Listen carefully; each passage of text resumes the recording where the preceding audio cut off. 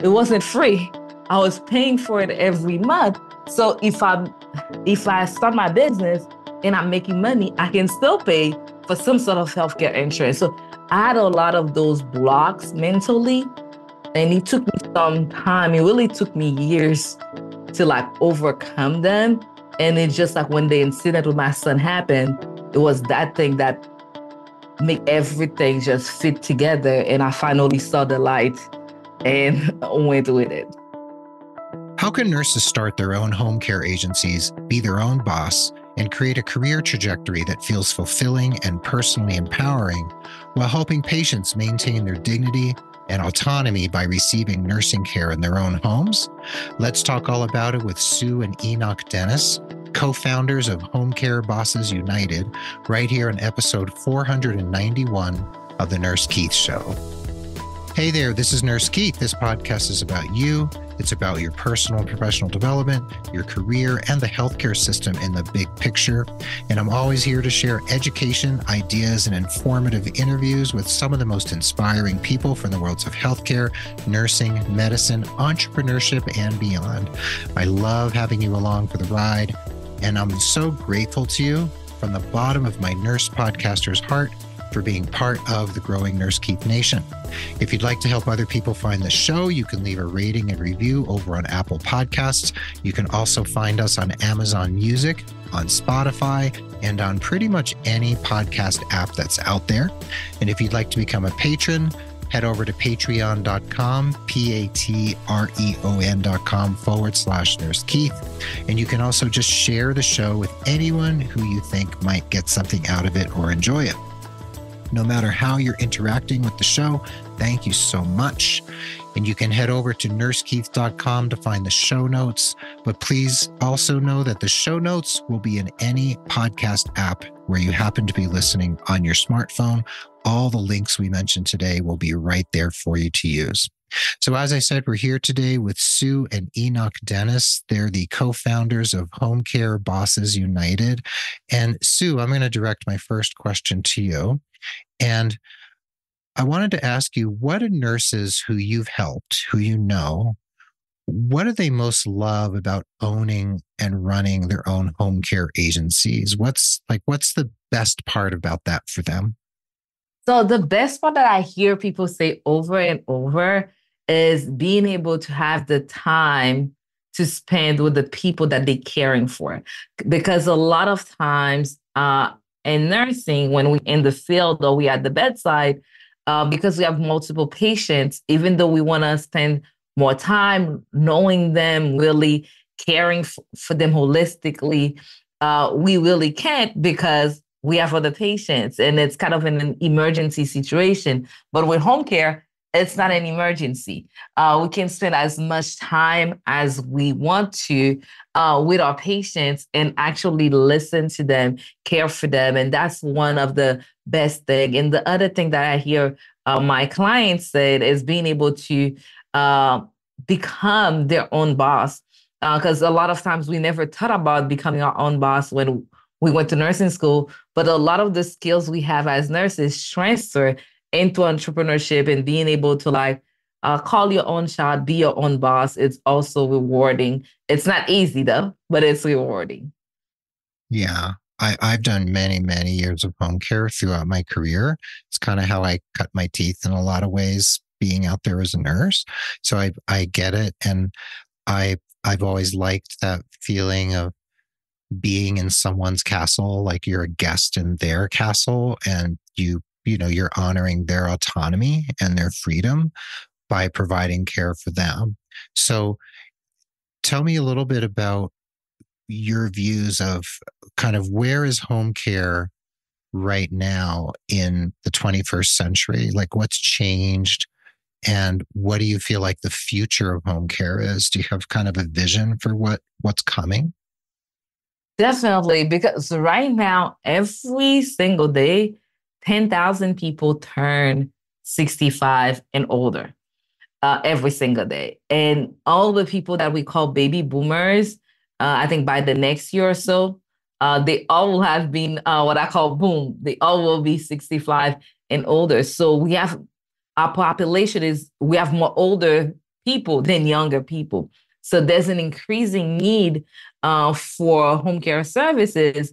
And with home care services, the clients, they want to stay at home. They don't want to be in an assisted living facility. They don't want to be in a rehab center if they don't have to. They don't want to be in a nursing home. They want to stay at home. And like you say, they want us to come into their environment and care for them as opposed to them coming into an unknown environment. And it's better. Research has shown that it's better for them to get the care that they need in their home. So definitely the future, we need more home care providers. And the service as home care agencies, we are non-medical home care agencies. So as a non-medical home care agency, we basically provide the most essential service that they need to keep on living, which is assisting them with their activity of daily living, taking them to the doctor, basically being their personal assistant, which is the thing that they need to keep on living every day. And that's the thing that also keep them outside of the hospital. It's kind of like giving them wellness care as opposed to sick care. So we help them not prevent them from going to the hospital and getting sick. And that's what really that age range of people really need. I see. I see.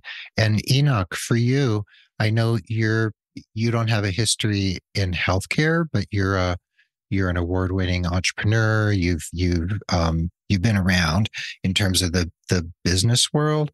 So what's it like for you as a non-healthcare provider working in the healthcare space? Like what's the experience like for you? So thank you, Kate, for for having us.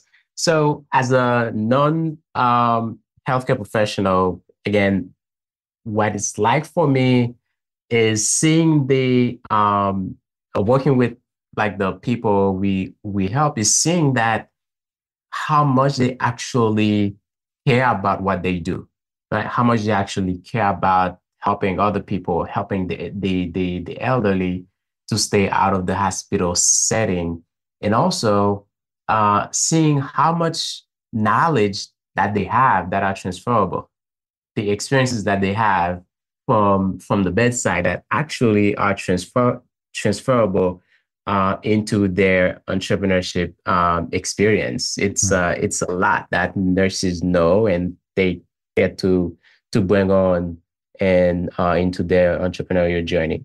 I see. And Enock, do you find that when you identify the skills or knowledge that nurses have to kind of transfer into entrepreneurship, do you find that they're surprised that they have transferable skills? Is it like a shock to them, or did they already realize that they had those skills on board? So a lot of time, if not most of the time, they do not know because they like, yeah, I don't know anything about business. And like, but when we get to show them, when we get to show them what they know and what they can do with what they already know, it's an eye opener. You know, it's an eye opener because typically they only care about, hey, I'm in there, I'm caring for someone, and that's all they know. That's all they have done. Typically, we have people we've been doing this for 10, 15 years on the bedside. And with this thought of entrepreneurship, once that thought comes or they come across our information and they see, oh, I can actually do this thing. Wow. So yeah, it's most of the time it's an eye opener. Yeah. Thanks. Yeah. And Sue, as a nurse, you've been a nurse since 2009. That's what I read in your bio. And you left the bedside 8 years ago. And do you want to say something about your story in terms of why you left the bedside? Like, what was the precipitating event that led you to be like, oh, okay, I need to do something different? Yes, definitely, definitely. I'm excited to share my story. So I became a nurse in 2009. And I remember like it was yesterday, I was ready to change the world.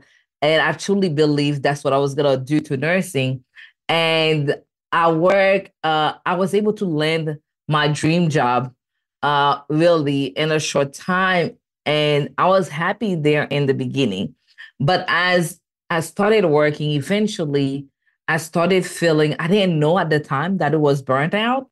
I didn't even know the word for it. But I started feeling like I was losing this spark that I once had. And I felt very guilty. And I didn't talk about it to anybody. I was thinking maybe I'm depressed, maybe something else is going on. I used to drive to work for like 2 hours, and I had to tell myself like repeatedly, I love my job. I love my job because I'm like, there's something that's not connecting. And I was hoping as I'm telling myself over and over, I love my job, that my mind and my spirit will connect Mm-hmm. and I will feel the passion again. But I couldn't. And what I decided to do, I told myself maybe it was just the floor that I was working on and I was getting bored. So the good thing about nursing, there's so many things that you can do. So at that point, that's when I decided to do two things. I think that's what any prudent nurse will have done. I decided to start looking for a job in a different department. And I also decided to go back to school to get my master's in nursing education. And I landed a job in cardiovascular ICU, which was my dream job. And when I got that job, the joy came back again. But after a little bit, I found myself in this same predicament where I felt sad. I was like burnt out, frustrated, overwhelmed. And at this point, I really didn't know what to do. So I was just going with the flow. So during that time, when I got my job in ICU, that's when me and Enoch got engaged. We got married, and we were expecting our first child. And I was super excited because things in my life were doing good. And I remember being pregnant while working in the ICU. Whether you're pregnant or not, you still have to turn sedated patient every 2 hours. It Right. didn't matter. And one day, as I was turning a patient, um, uh, I had an incident where I started bleeding, and I was rushed to the ER. And when I got there, the doctor was like, "Ma'am, there's nothing I can do for you. Go on bed rest." At that point, it's like my whole world just it's just like it felt like it was over in a second. I felt all the pressure of the entire world on my shoulders. And at that point, I know I made the decision that I needed to find something else that wasn't so hard on my body, but I love helping people. And Ooh. that's when I started thinking, once everything is said and done, I need to figure this out. So thank God I didn't lose my baby. My baby is well and alive. My son is 8. He actually So just glad to turned hear that. Yes. He actually just turned 8 last week. Mm. And once everything was said and done, I delivered. Enoch and I had a conversation, and you reminded me the first reason I wanted to go into nursing was to help the elderly. So I decided, let me do something with the elderly field. And I look at different options because there's so many options. You can do a home care agency, you can do an assisted living facility, you can do so many things. At first, I really wanted to do an assisted living facility, but the capital to start one, I didn't have that much capital. So then I look into home care. Home care, the barrier for entry when it comes to how much money you need to get started was lower. And we felt like that was a risk that we could take. So that's how we ended up starting a home care agency. And we're like, okay, maybe in the future we will do assisted living, but let's start with the home care. But we fell in love with home care, and we still there. And eventually, Enoch and I, within like a couple of months, after I started and left my job, within a couple of months, Enoch stopped working with the firm that he used to be a partner at, and we came together to work in the home care agency together. He hasn't been easy. There's lots of ups, there's lots of down, but I wouldn't like really honestly right now. I wouldn't do anything else. As 8 years later, I love what I do. Of course, there are days there is like, hey, this is too much. But most days I'm happy doing what I do. And then a couple years later, when people that used to be my coworkers they see that I didn't come back to the job at the bedside, they started asking me, can you show us? Can you show us what you're doing? We want to leave the bedside. We burned out too. Then that's when we started our second company, Homecare Bosses United, where we help people start and grow their home care agency. Wow, it's quite an origin story. I think a lot of nurses listening can relate, one, to being really excited. You get out of school and you really want to go out and change the world, right? You have all these visions.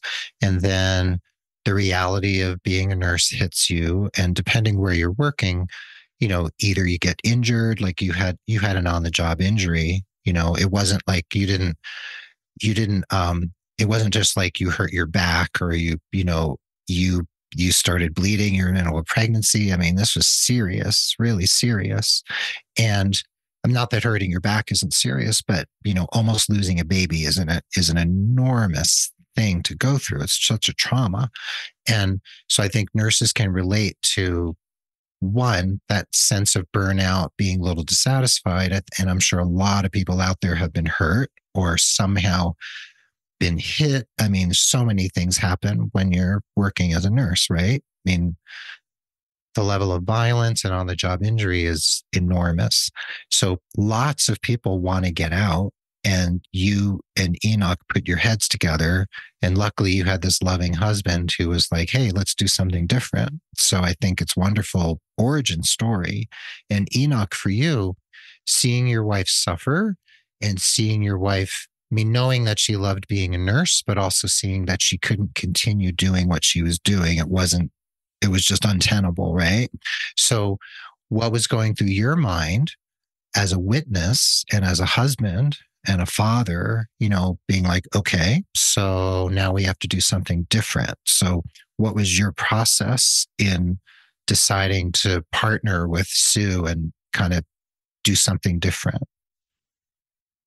I wanted to support her in whatever the next step that she wanted to take. Whatever the next step is, I wanted to support her. Of course, with me being already in the entrepreneurial field, for a while, working on different projects and stuff. I guess I was more open to, hey, do whatever, do whatever you want to do. You can leave this, can go here and go there. But I know at the same time, my wife is very conservative in that way, that she wants security. She wants to do something that she knows it's safe. And unlike me, I'm like, hey, let's take this risk and that risk, and I don't mind. So I just had to support her whatever she wanted to do. If she wanted to just go get another bedside job, I'd be like, okay, let's go for it. Uh, um, but it was time when I told her, hey, that's what you went to school for. You want to do something with it now, and she run with that, and I'm glad it happened. And actually, honestly, I remember before even all this happened, when I started being unhappy, because Enoch was already in the business world, he Mm-hmm. always pushed me and say, hey, you can start your own business. But for me, I love being an employee. I don't like responsibilities. I'm changing now, but I don't Okay. like responsibilities. I love being an employee. I love like, okay, after I clock in or I clock out, it's over. And I didn't want to take that type of risk. And it took him like a lot of years to try to like say, hey, you can start your whatever it is. And it wasn't even home care. It was like whatever you want to start, you can start it. But I was always worried, what if I start something and I fail?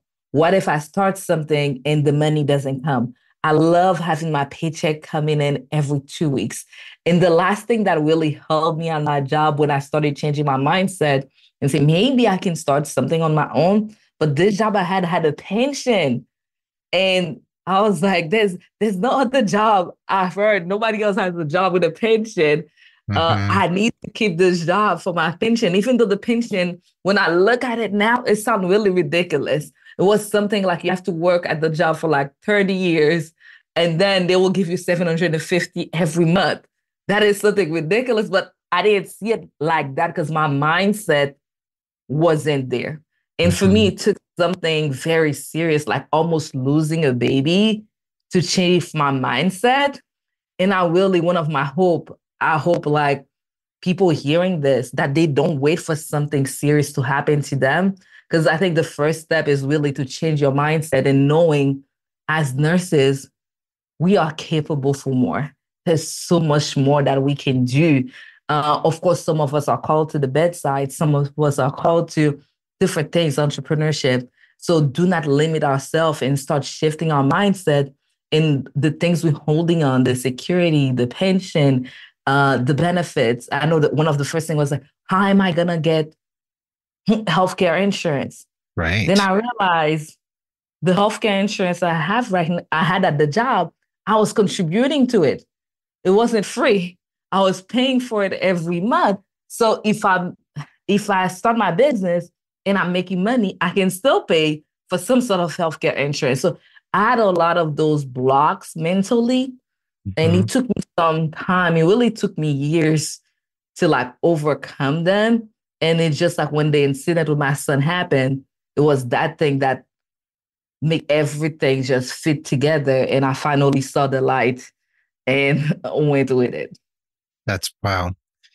That's a big process to go through. And like I said earlier, luckily you had this loving husband who was like, we can do whatever you want. Right. So I think you've got a good man there.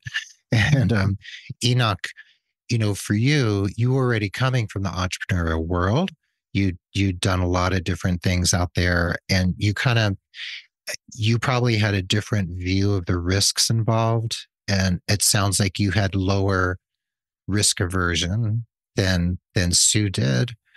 So when you all are working with nurses, and in the second half we'll talk more about what you do, but I want to ask about what do you teach nurses about risk? Like, how do you talk about risk aversion and risk benefit ratio of starting your own business versus the pension, the benefits, all the things that we hold on so tightly to? How do you frame that conversation to help them to see possibility rather than limitation? So the way I frame this conversation is basically your business is essentially the same as the hospital. It's not there are no differences between the business that you're going to build and the hospital. The only difference is in the size, right? Mm-hmm. So if you build a business, you put all the structures in your business, you put the efforts to market it, to sell your services. You learn, first of all, you learn exactly how to do it, right? You learn how to market, you learn how to sell, you learn how to operate this business, and you put the efforts to grow this business. Now, the same structures that the hospitals have that allow them to provide you with the benefits and all of that, you can provide the same things for yourself and your employees as well. So you ended up not missing any of that. And in terms of one of the things that hold people back a lot is that, okay, how do I replace my income? So I don't ever, or we don't ever taught people to just leave, right? I do it, but I don't tell people to do it. Mm-hmm. Mm-hmm. Like the last job that I had, I literally one day I literally decided, okay, I'm gonna leave. And I left. I didn't have another job waiting for me. I didn't have nothing waiting for me. I just left because I was like, okay, there's more to me than this. And I left. So, and then I found myself from that point on being an entrepreneur till today. So instead of that, we kind of help them to do a regressive scale, right? Of and then creating a transition plan. Okay, this is how much that I need now to leave every month. Mm-hmm. And as they go, they start to replacing part of it from the business until the business can totally fund their lives, and then they can move on. But some people still they move on way before that time. So it's having a transition plan to help them. So that's how we help them move on from being scared, being afraid, and being comfortable at their job to having another mindset where they can actually see, they can see, okay, this thing can actually help me replace my income, replace my benefits, and do a lot more in this world. I see. Yeah. And for me, I think one of the things that was mind blowing for me was when I realized that I put my trust in my employers more than I put my trust in me. And I realized my employers were basically doing the same thing that I'm trying to achieve.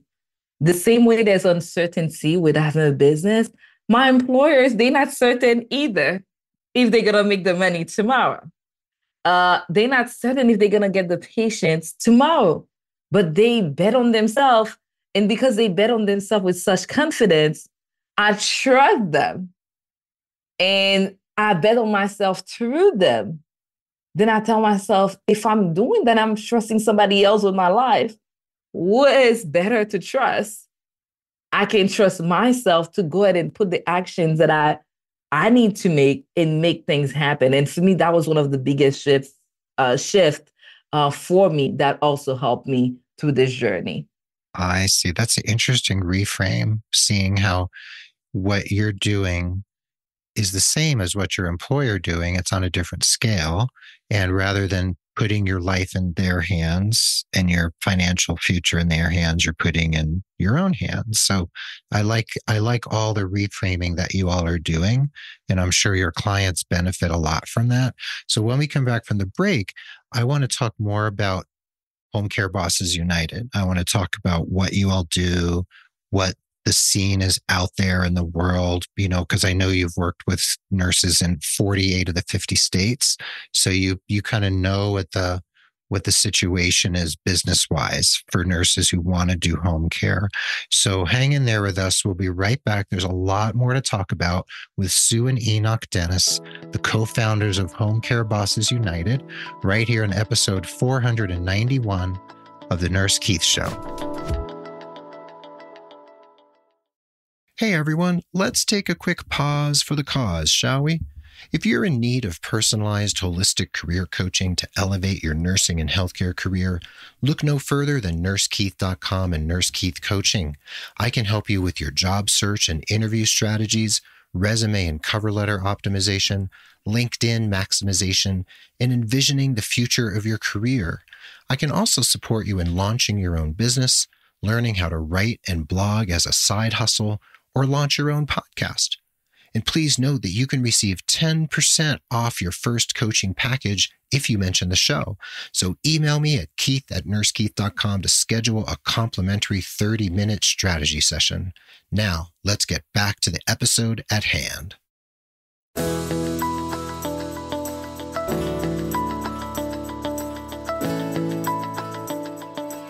And welcome back to the second half of the episode. We're here again with friends of the pod, Enock and Sue Denis.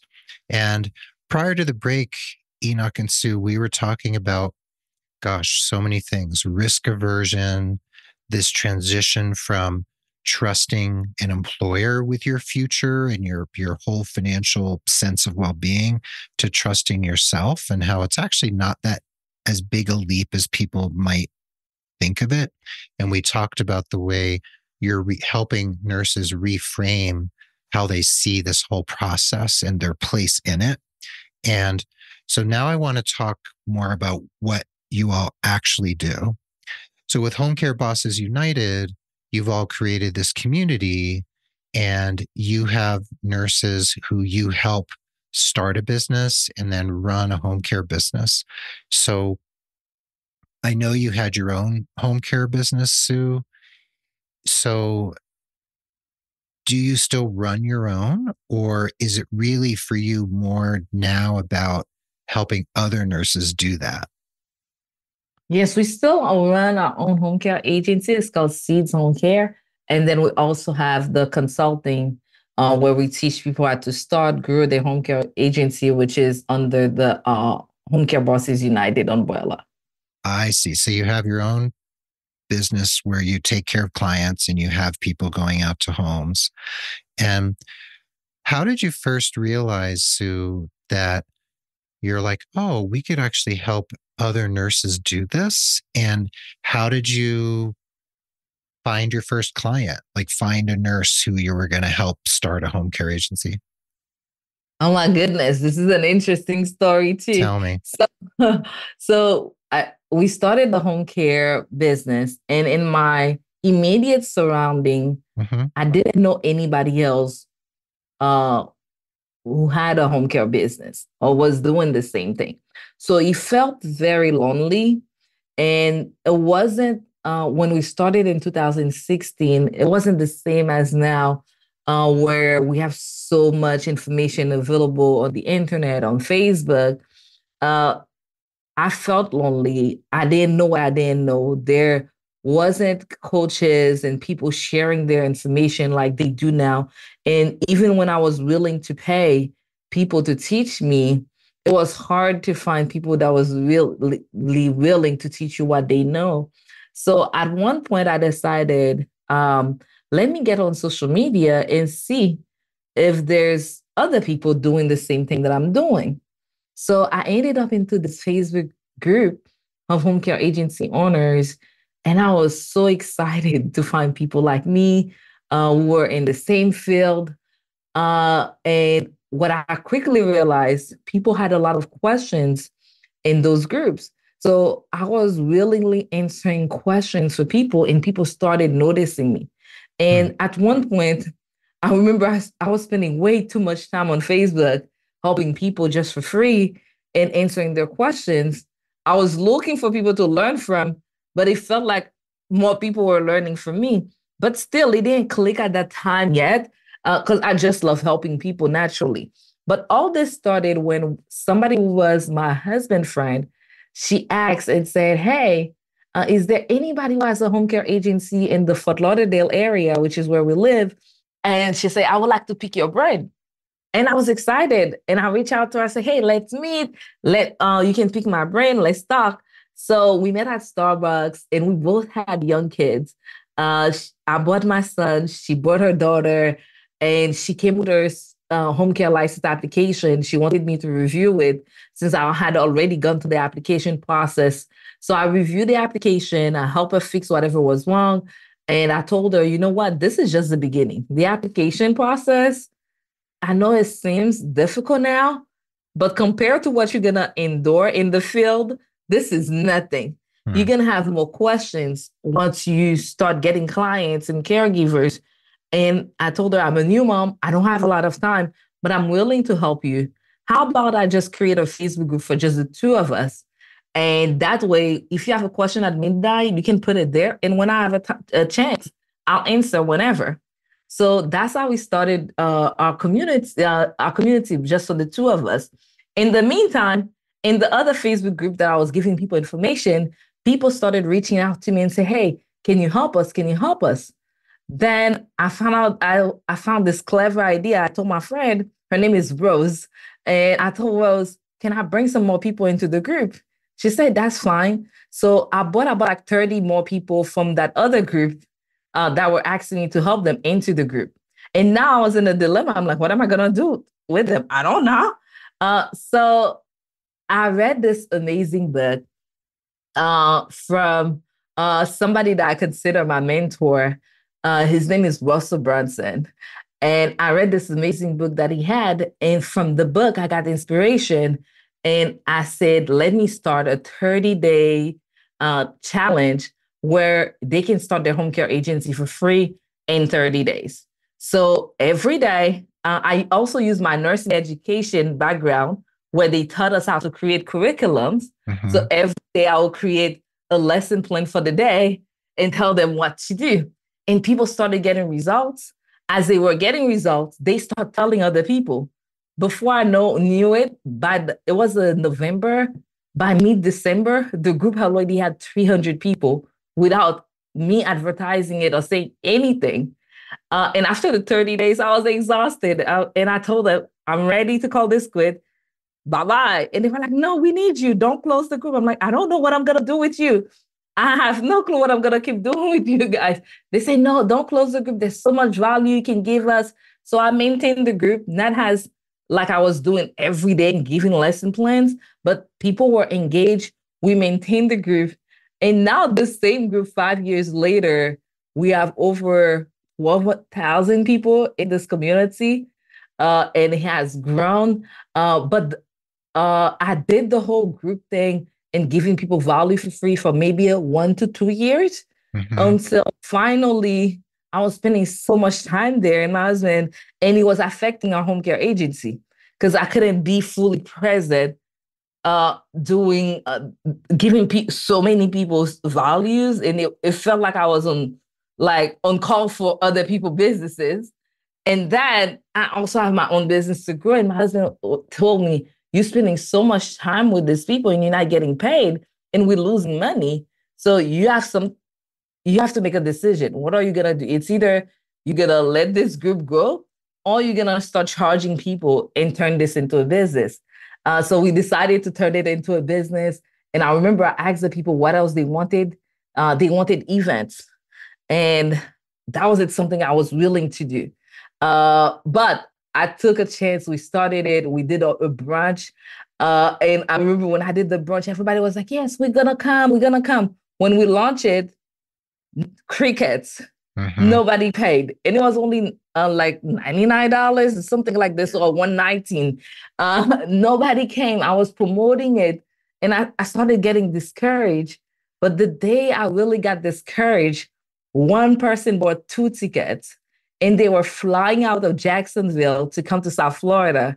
And I told myself, if somebody is flying to come see me, it doesn't matter if it's only them, we gotta do it. And that's how we did the event. Eventually other people signed up and it was an amazing event. And that's how the business got started. The consulting part of the business got started.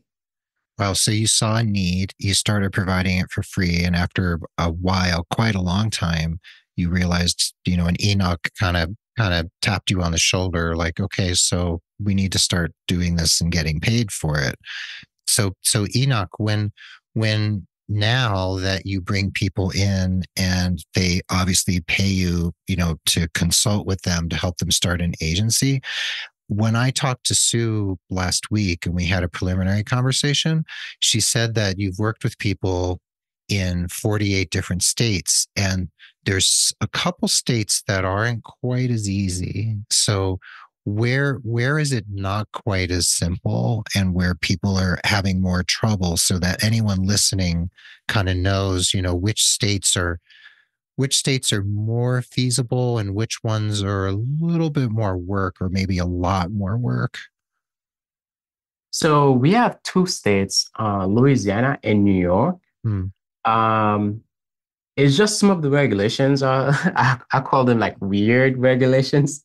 Like New York after the pandemic, before the pandemic, New York seemed to be a little easier. And then during the pandemic, something happened. I don't know what happened in New York. They closed applications, so they were not receiving any application. By the time they opened back up to receive applications, the rules changed. The rules changed to where they make it if there are more than 3 agencies in your county, not even in your city, in your county, you need to prove that a fourth agency is needed. I mean, there is no city in New York that doesn't have more than 3 agencies. Talking about a county, that's a whole lot more. Mm-hmm. So now you have to prove that. So even after you prove that it's needed, then you still licensing is still about another 2 year wait. 2 years. So yeah. That's a So long time to wait to even get a business even off the ground. yeah, it is.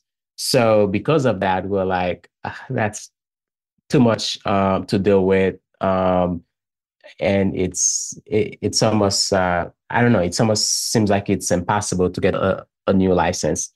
Actually, it's about 3 years. I said two. It's about 3 years, I believe.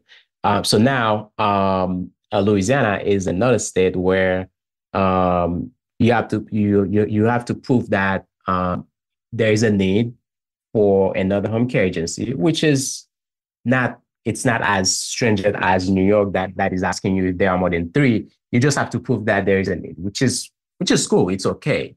Mm-hmm. Now there is a second thing where you need to have a line of credit of at least $50,000, a business line of credit of $50,000. Now, here's the thing. Most people who are starting a home care agency, they don't have a business yet. Where are they going to find a business line of credit for $50,000? You just created an LLC. What bank is going to say, oh, here's a $50,000 line of credit? So we've tried it for a little while, and we realized that no one was able to get a business line of credit for $50K right off the bat after doing an LLC. So we're like, maybe that's not viable, not feasible. However, the people in those states, depending on where they are, they do have the option of serving a neighboring state. So they can actually be licensed in the neighboring state and serve in that state instead. So there are options. So New York and Louisiana are the tough ones, and the other 48 states, which is that gives us a lot of room still to work. Yeah. It's more feasible and not quite as steep a climb to get there. So in terms of growth, and we need to wind down here, but I have a couple more questions. Mm-hmm. So Enock, in terms of growth, are there particular states that you feel like the need is growing much more quickly than other states? Or do you feel like it's sort of across the board because of the baby boomers aging and all of that? Exactly. So because of the baby boomers, it seems like the need is across the board, because we're getting to a time where it's never been this way. Never. We have the baby boomers, which is a huge population. It's about 78 millions. Mm-hmm. I believe it's more than that. And you have the baby boomers, and in a few years out, what you're gonna have is kind of like the baby boomers and their kids. So with that, it's Florida is not enough to take 78 million baby boomers. So the need is really across the board. And it's only getting more and more as we get to closer to 2030. Right. It's gonna be way more. Right. Yeah, the demand is gonna be more. Yeah, and we had a patient. Oh, so we still have one of them. The mom is in her 90s, and she's our client, and she has a daughter in her 70s with Parkinson's disease. So two generations in need of care. Yeah, right. So that's more and more common, right? So that makes a lot of sense. I just turned 60. My father-in-law is 86. So, I'm getting there myself as well. So I don't plan to need any home care anytime soon, but still it's that, if you're 20 to 25 years younger than your parent and your parent's in their 90s, you're in that age group then. So yeah, the population's growing. It's not going anywhere. I think, Enock, you were intimating that it's going to peak somewhere around 2030. So, and that doesn't mean it's going to go away at 2030. It just means we're going to hit kind of a peak in terms of baby boomers aging out. So there's a lot of possibility. And Sue, before we wind down, I just want to ask you, what's one of your messages or your main message to a nurse who's listening, who is maybe in the place you were not that many years ago, where you feel like, I still want to help people. I can't keep doing the hospital wherever I am. And what's your message in terms of how does that nurse do a mindset shift to realize that they have the potential to do something on their own? Like, what's the first step to make that switch? The first step to make the switch is to truly believe in yourself. Okay. Believe you are capable of doing more. And once you believe that, you have to be willing to take a risk, or the risk that you need to take. And the things that we regret in life are the shot that we didn't take. And I also know a lot of times when we look at people who are successful, we're thinking everything they do is successful. This is not true. And I know in our story, we probably fail at most things. Not that we probably fail. I know we fail at most things. Then we succeeded at things. I know people can see the success, but we fail so many times. But from each of the failure, we learn something valuable that we're using right now that is helping us succeed in what we are doing. So believe in yourself, take the risk. Failure is part of the process. Failure and success is basically, it looks like they are in opposite direction, but really they're in the same direction. As you're trying stuff, you're gonna fail uh, in the way, and as you fail, you're gonna learn what not to do again.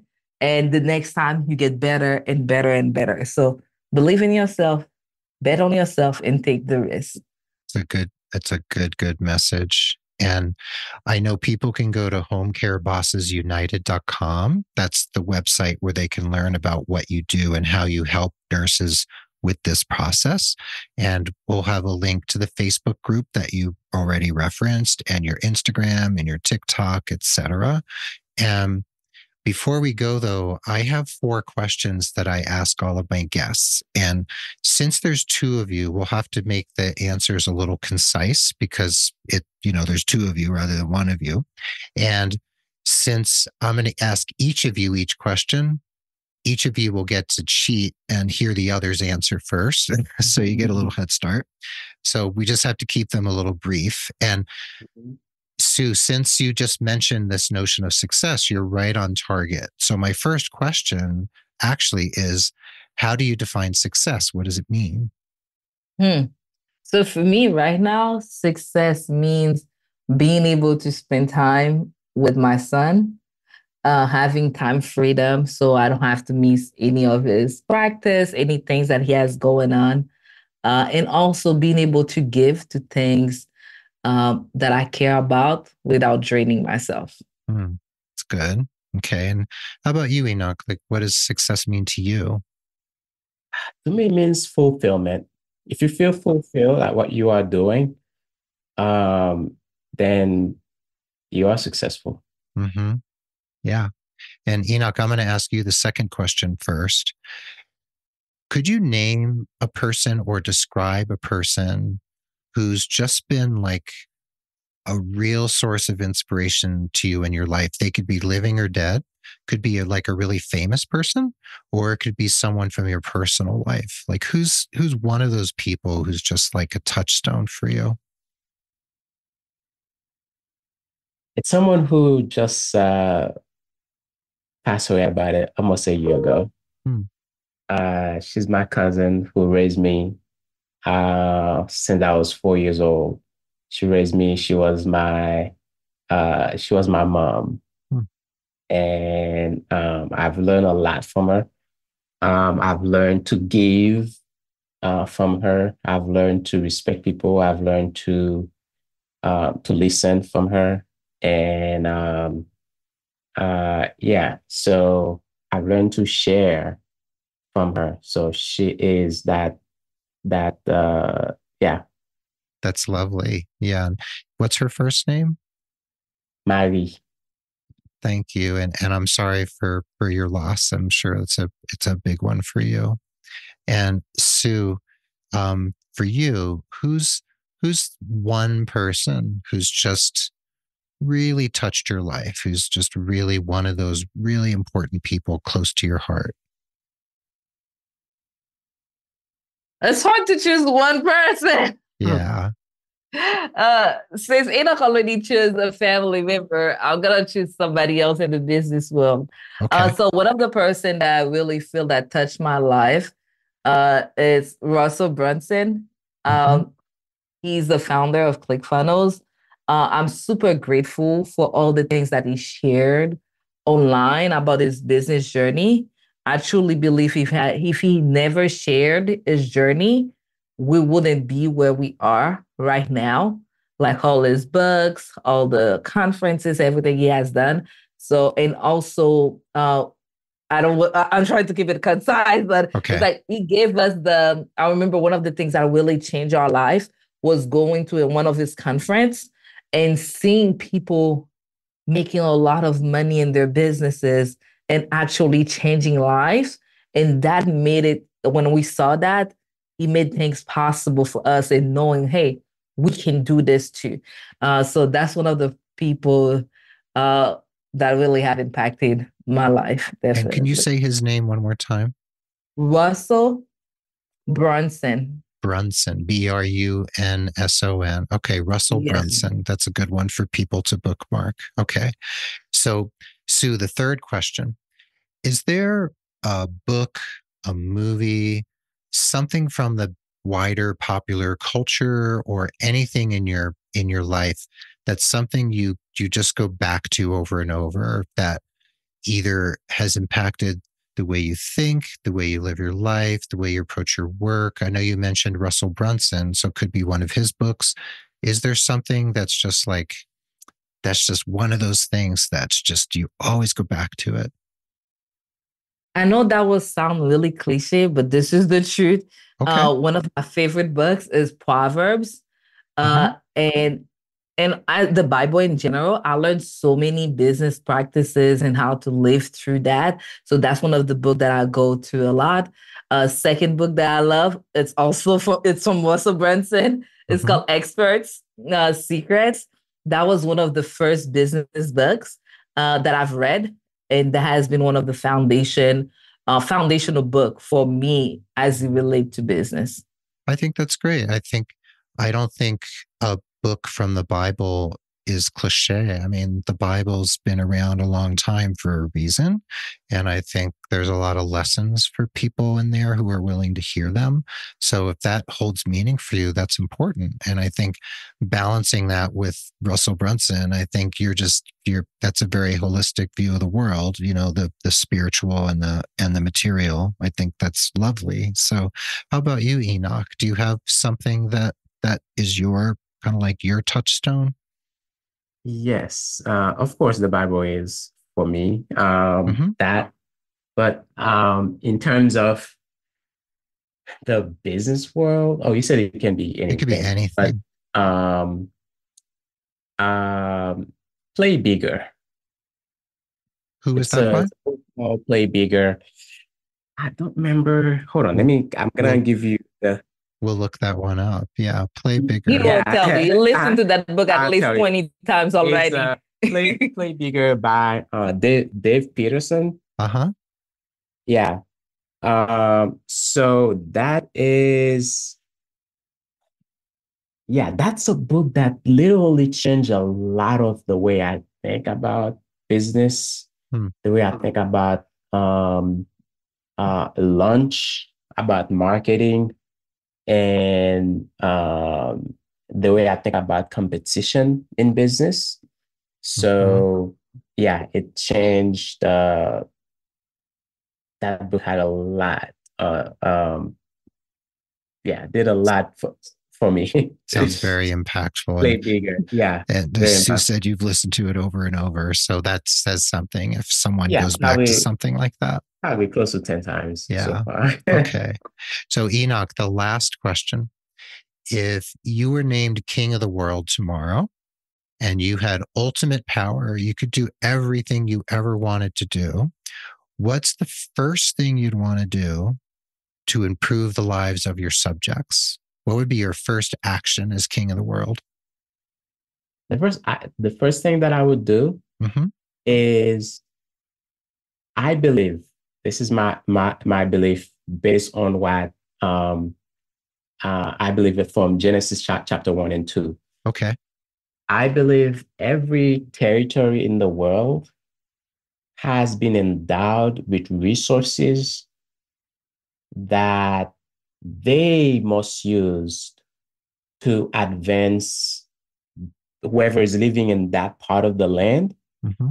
And I would make it so that every part of the world, every land is in charge of their own resources using their own resources. And of course, they can trade with other places, but there is no need for anyone in the world to not being able to access their own resources or live off of their own resources. Mm.